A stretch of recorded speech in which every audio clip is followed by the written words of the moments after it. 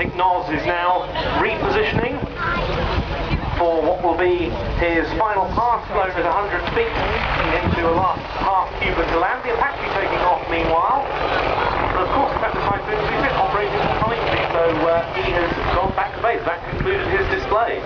As I said, thank you very much indeed. Well done, Noz. Superb stuff indeed. Now we're going back into the front line of operations and rejoining our colleagues in the Chinook fleets, but this time very, very different indeed. It's the awesome power and might of the Apache helicopter, and to tell us a little bit more about that, I'm joined today by Sergeant John, otherwise known as JJ. JJ, great to see you again. How are things going? Yeah, good, George. How are you? Yeah, very well indeed. It's been a great season. I think this is your third display this year? It is, yeah, and the best weather so far. Yes. Well, Manston was a little bit blowy, wasn't it? It is. Yeah, okay. Well, look, any changes in the crew composition? We may as well, let's get that out of the way early, shall we? Who's flying the aircraft today? Today we've got backseat is Staff Sergeant Jamie Bakes, and in the front we've got Captain Wilson today. Both members of 662 Squadron, as am I. 662 Squadron has just come back from Afghanistan in January. It's tour number 4 for 662 Squadron. That's totally nearly 2 years of deployment in Afghanistan. And the Apache has been there since 2006, so it's finally coming to a draw now. And tell me, how has fatigue got to the airframe? Because it's hot, it's dirty, it's dusty, you know, we know that you're firing a lot of weapons as well. Have the airframes held up through all of that? Yeah, it's a brilliant helicopter, you know, it's designed to be a battlefield helicopter, and it does it with ease. The aircraft gets swapped over every 2 months, and it keeps the tempo up, and there is no problem with them at all. Yes, well, that's tremendous. I mean, interesting enough, the airframe, of course, is now really old, isn't it? I mean, the design was, you know, is in excess of 40 years old, and very much featuring the Cold War conflict and the need to sort of get the hordes of tanks that we were expecting across the inner German border. But it's amazing how the flexibility and adaptability in the modern battlefield. What sort of engagements can you talk about? Well, it is primarily designed, you know, for those hordes of tanks coming over, but since we've been in Afghanistan in 2006, there's been much work done into developing all our tactical procedures and how we operate this aircraft now to try and deliver as much protection to those guys that are out on patrol, to provide them, you know, pinpoint precision accuracy every time without fail, to minimise any issues we have at all. Now that's something to do with that big donut on the top of the rotor head there. Tell me a bit about that. Indeed, yeah, the FCR is a great piece of kit. It's used primarily to find tanks and stuff here, and if we look out to ground center now, here comes the aircraft running in.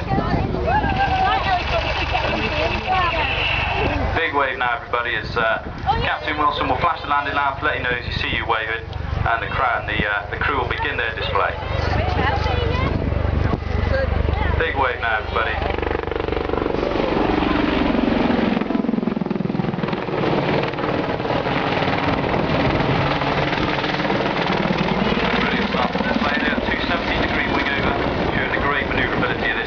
Although it nearly weighs today 16,000 pounds, it's pretty heavy, but as you can see there, manoeuvres with ease.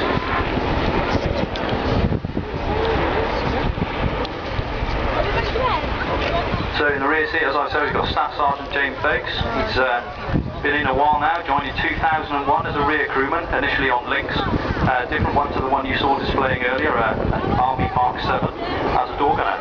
Then completed his pilot training and went straight on to Apache. He loves to fish in his spare time, which is something a little bit different from flying attack helicopters.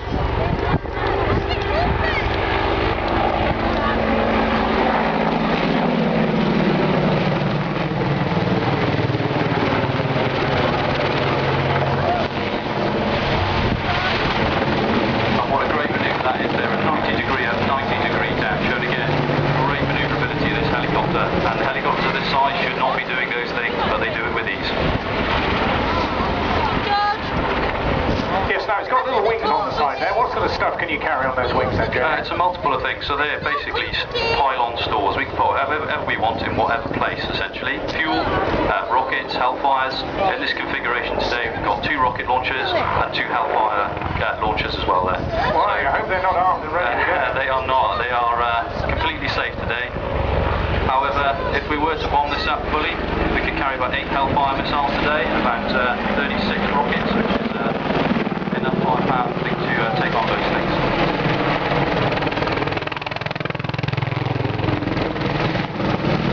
And you get a great view of those now. You can see you've got the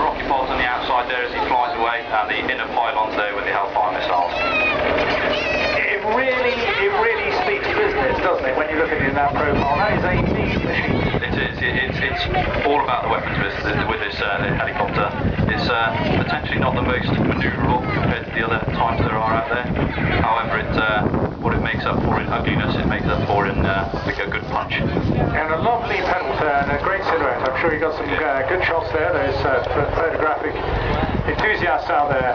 A good profile. You see how slim it is, and that's giving it, of course, extra protection against head-on enemy fire. Indeed, and there as well, each crew compartment has a little bit of armour, not a lot, but it has some, but it does have a massive 2-inch thick glass, bulletproof glass between each cockpit as well, to try and protect the crew.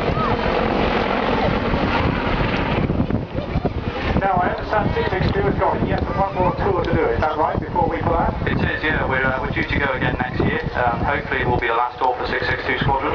That will be tour number 5, and I think we'll have nearly notched up 2.5 years there in Afghanistan, just our squadron alone.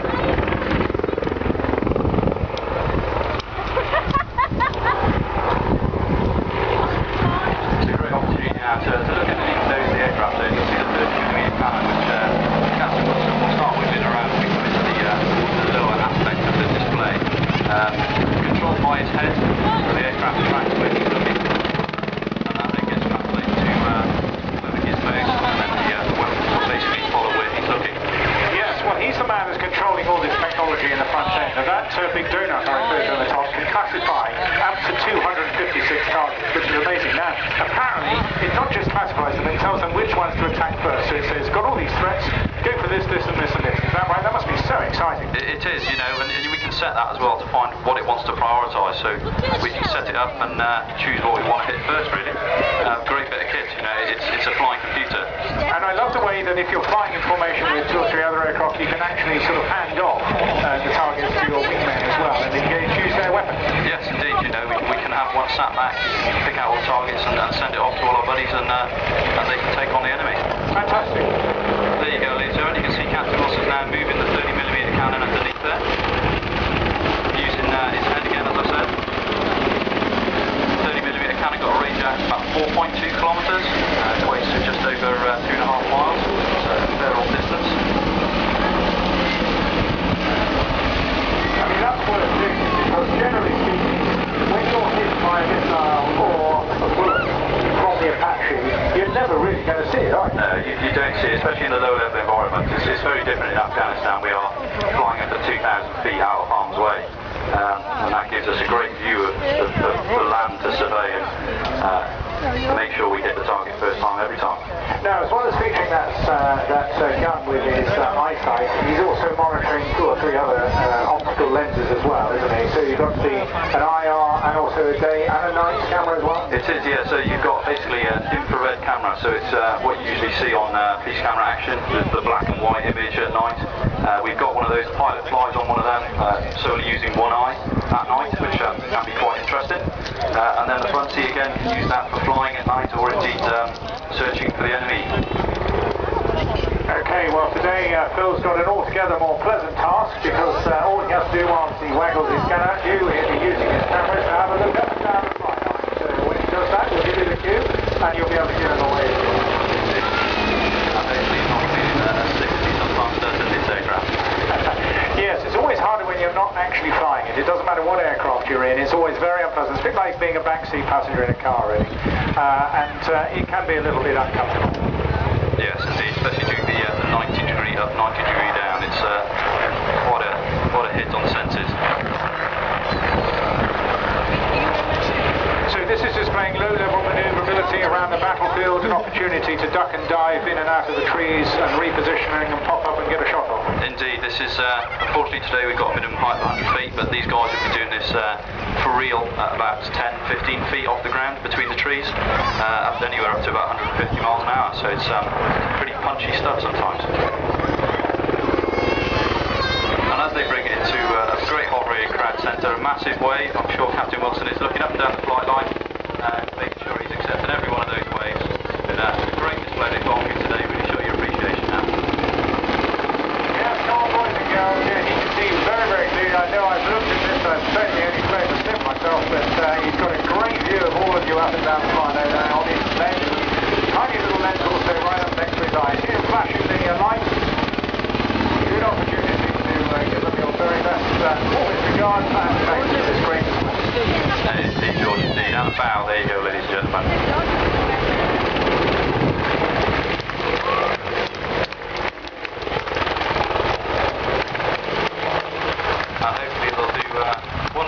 pass down the crowd line and get a big wave from both of the crew there as they come past. It's been a great pleasure to commentate for you today. It's a great pleasure to always come to Waddington and do these displays. Really show off an operational aircraft at a civilian air show is not something we always get to do, but it's been great to do it this year. And on behalf of 662 Squadron and the British Army, we thank you for all your support that you've given our troops out in Afghanistan and indeed at home, and we hope you continue to do so. JJ, thank you very much indeed, and please give Captain Wells our very best regards. Will do. Just say we'd love to see him another day. Meanwhile, if you're interested in joining the Army Air Corps, there is a recruiting tent here. There is a helicopter within calling as well, in which we can take photographs. And yeah, I still see you during the laps away. That's great. And if you go there to the Army Corps recruitment stand, I know you can have a play on an Apache simulator. So that's definitely worth a look. So no need to rush away at the end of the air display this evening. Go and have a look at their stand as well. So thank you, JJ. We'll see you tomorrow.